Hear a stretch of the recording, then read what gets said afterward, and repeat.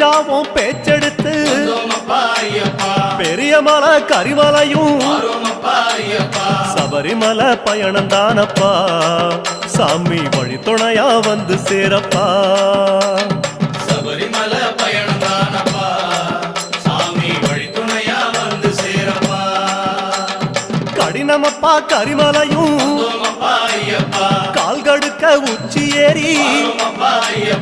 கிடுகிடுவன இறக்கமப்பா குடுகுடுவன கீழிறங்கி காந்தமலை ஜோதியானவா